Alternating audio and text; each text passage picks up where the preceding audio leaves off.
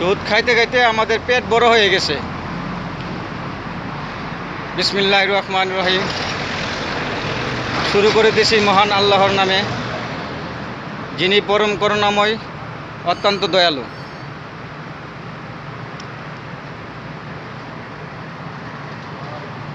আল্লাহ তাআলা সুদ খাইতে নিষেধ করছেন ৭০ বার,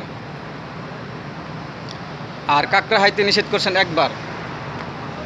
অথচ আমরা সুদ খাইতে খাইতে আমাদের পেট বড় হয়ে গেছে। বন্ধুরা, আজকাল সমাজের মধ্যে আপনার পাড়া প্রতিবেশী অনেকে আছে অনেক টাকার মালিক, অথচ আপনি 10 টাকার জন্য বা 5,000 টাকা 10,000 টাকার জন্য আপনি হাওলা চেবেন, অথচ আপনাকে দিবে না। আর যদি আপনি সুদের কথা বলেন, তাহলে আপনাকে 10,000 কেন 50,000 1 লাখ দিতে কোনো বাধা নাই। কি করব, আমরা মধ্য শ্রেণীর লোক, আমাদের অনেক প্রয়োজন,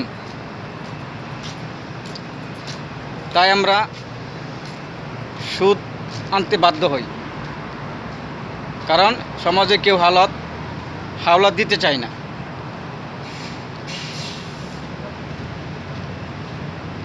তাই সবাইকে আমার অনুরোধ, আর সুদ খাইবেন না। পারলে একজনকে সাহায্য করুন, আর সাহায্যকারীকে আল্লাহ পছন্দ করেন। আমার ভিডিওটা ভালো লাগলে কমেন্ট করবেন, একটা শেয়ার দিবেন। এ পর্যন্তই। আল্লাহ হাফেজ।